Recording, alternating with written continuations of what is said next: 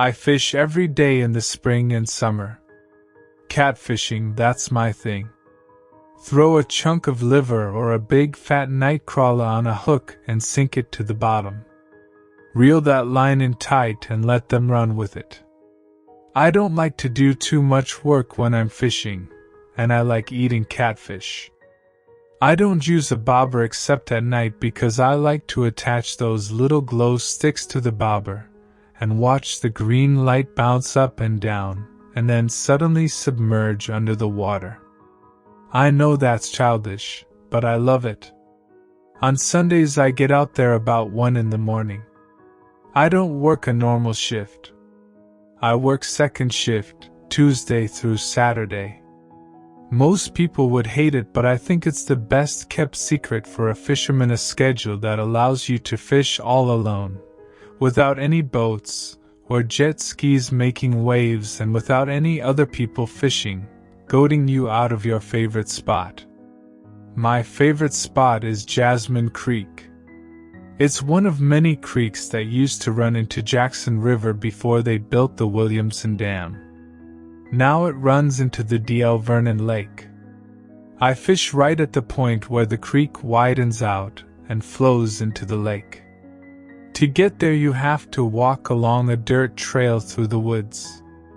After a good distance the tree cover is less dense, and the sky opens up above you. You look to your right and there's the best spot in the world to go catfishing. There's a small rocky outcrop overhanging the lake. It has a good narrow flat surface for you to set up gear. The water is about 2 feet under you. The lake at this point is about 50 yards across and there's a narrow strip of land on the other side cutting through the water and creating a divide with a slower moving stream on the front side and a rapidly moving stream on the farther side. I like to cast my line in front where the two streams reconnect. I seem to have a lot of luck there. I know the bottom there is flat and there's no chance of getting your line hung up. I know this because I scout this area in the winter when the water is low. That's the most opportune time to see the best possible fishing spots. There is one particular spot that is rather odd and felt out of place. This past winter I saw it. It's new and I guess someone built it not long before I found it. It looked like a giant submerged eagle's nest, except it was made with cedar trees. It was large in circumference, and at one end of the nest was a natural housing built over the top of it. People are always coming up with new ways to lure fish in, but I thought this was a little overkill. Maybe it was for catching crappie. I don't know what it was for, but I knew it wasn't for me. I hate getting my line caught up and busted, having to tie on another hook. I wait all day for a fish to bite, but I don't have the patience for hung up and broken lines. That area was dubbed a no-go, as I like to call those spots where I don't want to cast my bait. At the beginning of this spring, I had my first fishing trip of the season. I decided I would start this season on a Sunday for good luck, so about around 12 a.m. I loaded my fishing gear in the truck and headed out. I usually bring 2 electric lanterns and a flashlight. That's enough to see with. Don't want to go overboard or anything. I'll also bring a starter log and some kindling to build a fire. Those mosquitoes will eat you up. I don't use any bug spray because the smell makes me sick. For my bait, I bring chicken liver and worms, but also something different to experiment with. On this night I brought some old rotten hot dogs. They had a nice stank to draw in all the little bottom feeders. I parked my truck in some little gravel parking lot, barely room enough to fit 3 cars. I always wondered who built this thing. I figured some redneck folks got tired of parking on the side of the road and just hauled some gravel up here and made their own little parking lot. Oh well, no one's complaining. As I got out of my truck, I heard a loud shriek. It sounded like a dog, but not like a dog. I was a little confused by it, but also frightened somewhat. It didn't sound like anything I had ever heard, so I waited a few minutes. The little gravel parking lot is across the road from the forested trail. There were no lamp posts or anything, but there was some light from one of the street lights down the road casting an orange hue across the entrance of the trail. There were thick trees on each side of the trail, and they grew and entangled across the top. It created a thick canopy that blocked out all light. To me, the entrance to the forest looked like a wide-open mouth ready to swallow me whole. I always hate entering the trail at first. It is a very narrow dirt trail, and you practically walk through the trees with the branches sometimes slapping you in the face. In the early mornings, the spiders build their webs across the trail, and you can't help but to walk through them. Feels like they are crawling all through your hair. That first foray into the woods, though, isn't about spiders or trees. It's me feeling like someone is going to grab me and drag me off into the woods. Yet I love this spot, it's good fishing. I pushed the button on my lanterns and crossed the street. I took a deep breath and lunged forward. I walked about 10 feet and then felt a little better. I could still turn back. I wasn't in too deep. It took about 5 minutes of walking to get to my fishing spot. I stopped for a couple more minutes to make sure I didn't hear the sound. I started walking again, and the ease that I had begun to disappear. But this is always what happens. I get to the middle of the trail, and I start thinking about that anonymous person grabbing me again. Now it's about getting to the fishing spot as soon as I can. I don't know why I should feel any safer there. At that point, I'm in too deep to escape. But how do you explain fear? It's irrational. I pick up my pace and don't look forward. I look only about a foot or so away and always at the ground. I'm almost to the spot when I hear that shriek again, but this time it's far closer than it was. It sounds like it's coming from my fishing spot. I wonder if I should turn out my lantern or not, but that's the last thing I wanted to do. I just stop and crouch down low. I put the lantern on the ground between my legs. I put my hands around it at first, and then finally decide to turn it off. My eyes took a little time to adjust, but there was a little bit of moonlight. I looked through the trees to where the trail bent around to my fishing spot. I heard some rustling on the ground as if someone was shuffling their feet, and then I heard a rock drop into the water. I could hear some shallow breathing, and then I saw some movement. A silhouette of a short, stocky person was behind the trees, moving slowly towards the water. I held my breath. At that point, every sound I made seemed to be amplified. I told myself to stop breathing so loud. Then there was a quick movement and a loud splash. There was thrashing in the water, and I thought I heard a muffled voice of a man groaning or saying something. I really didn't know, but I felt like the groaning wasn't coming from the person that jumped in the water, but from someone else, from a victim. From someone who knew I was there and was calling, however weak and lame, out for help. But I couldn't. No, that would put me in danger. Now was my chance. I hid my gear in the tall grass beside the trail. The only thing I was taking was one lantern. I counted to 3 in my head and ran as fast as I could. I ran fast, but I swear that trail got longer.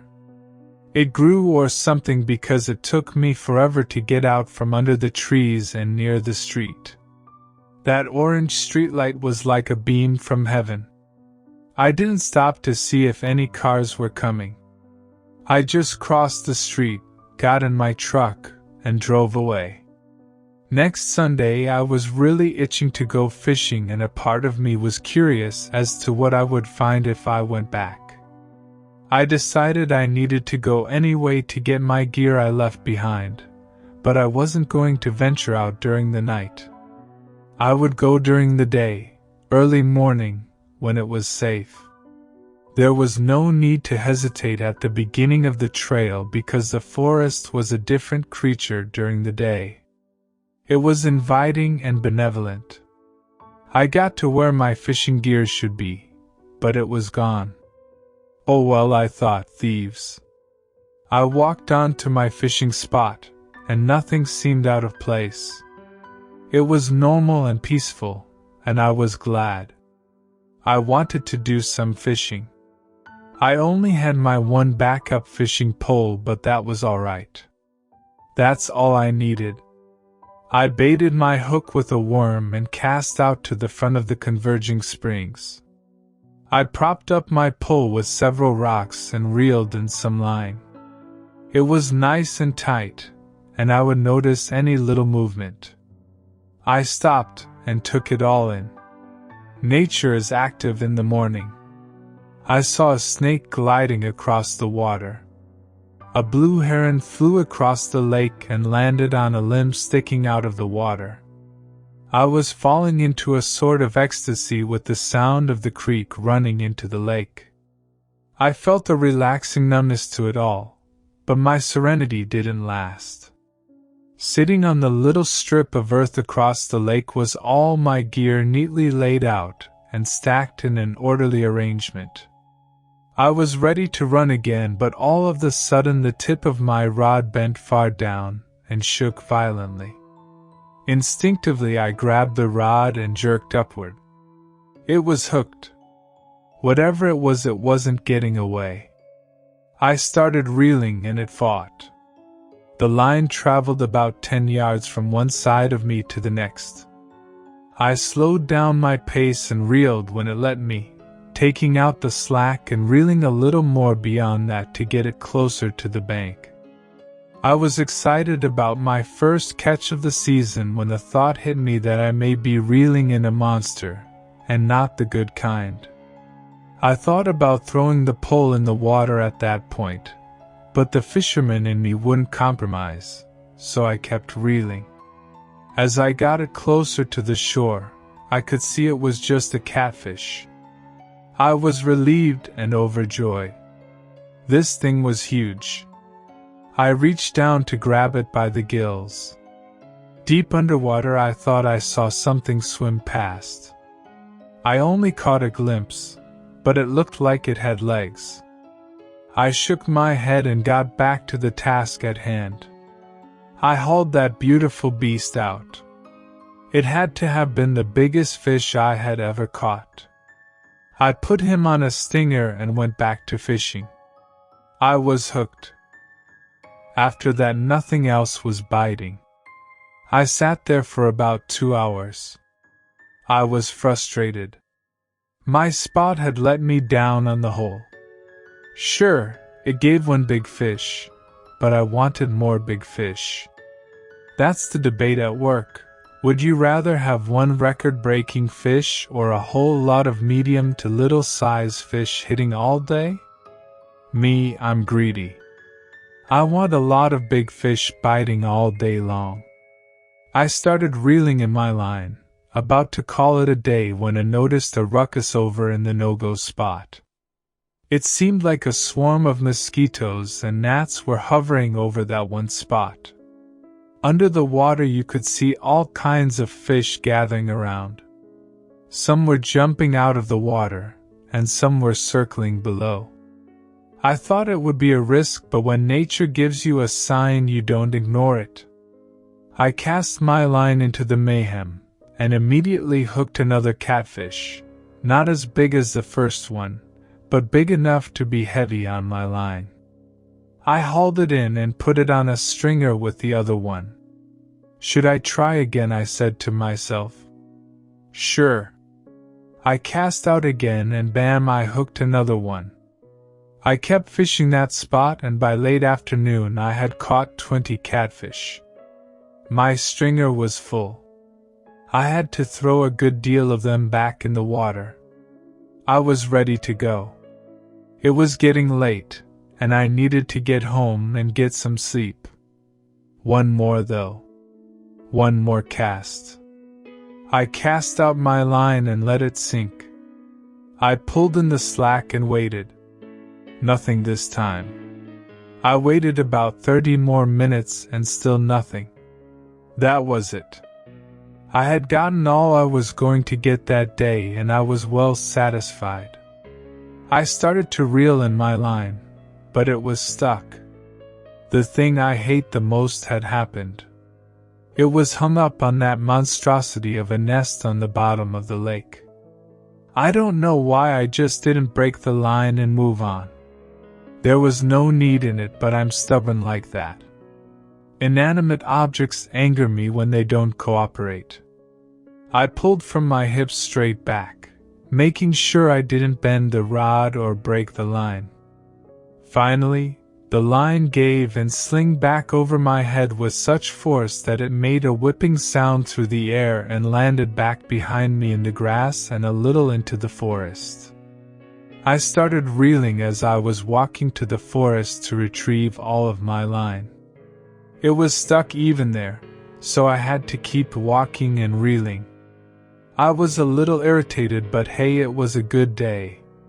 Why should I let this bother me? When I got to the end of the line, I grabbed the top of the hook and picked it up. Something was on the hook. It looked organic, like something from an animal. I moved it closer to my face.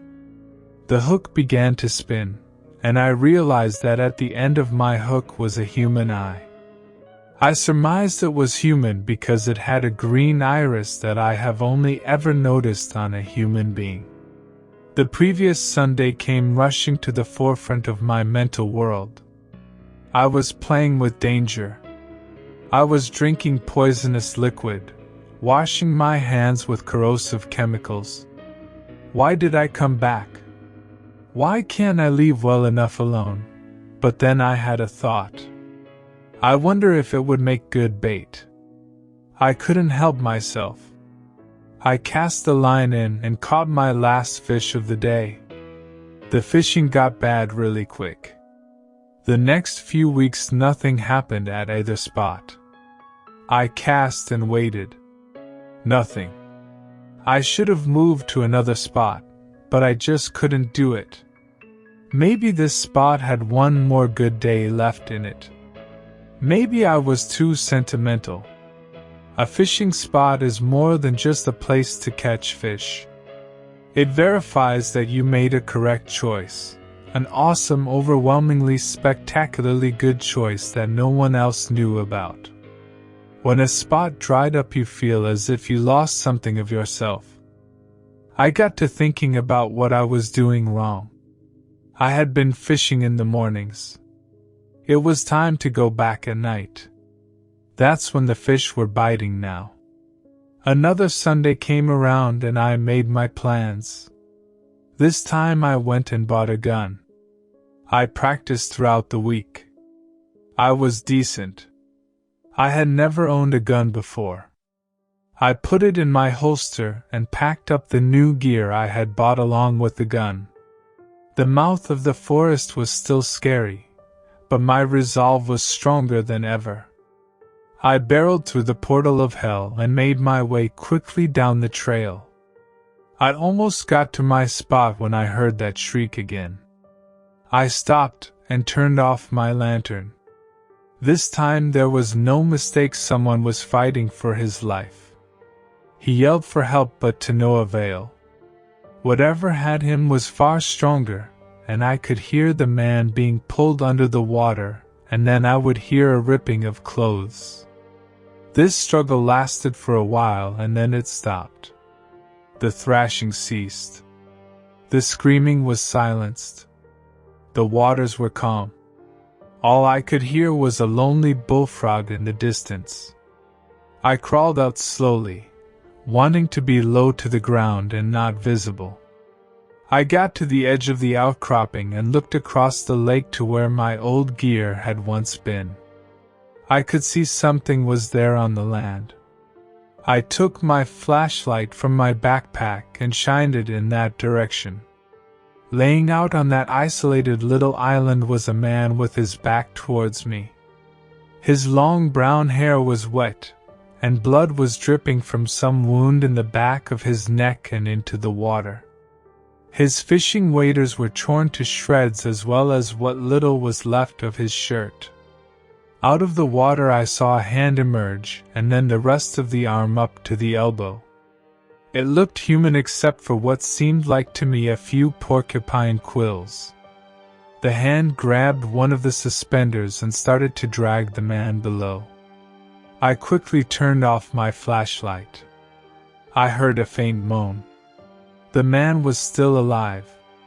I turned the flashlight back on and watched the water trail after its diabolical swimmer from the strip of land to the no-go spot. The water bubbled for a little bit and then stopped. The spot had become dead again. I laid there for a while waiting. The sun was starting to come up and an early morning chill was in the air. The dew had settled, and I was laying in wet grass. I started to think of the spiders and how they knew where to put their webs. It was masterful. They knew where the most prey would be. They knew exactly the best time as well. I then got to thinking that maybe this isn't so secret of a fishing spot after all. Maybe most people are smart enough not to fish here. I think I am probably a stupid moth flying right into a trap. I also couldn't believe how fast all of it happened. Did I fall asleep? How did the night move so fast into the morning? Oh well. Finally, I heard the sound I was waiting for. The water was churning, and the mosquitoes and gnats were buzzing. I got up and walked over to the outcropping. I pulled out my can of worms and put one on a hook and cast it out into the no-go spot. I reeled in the line, got it tight, and secured it with a rock. I had found the perfect bait, or at least the best chum to get the action going: humans. The rod bent forward, and I smiled. I felt confident that today I was going to haul in a whole mess of catfish.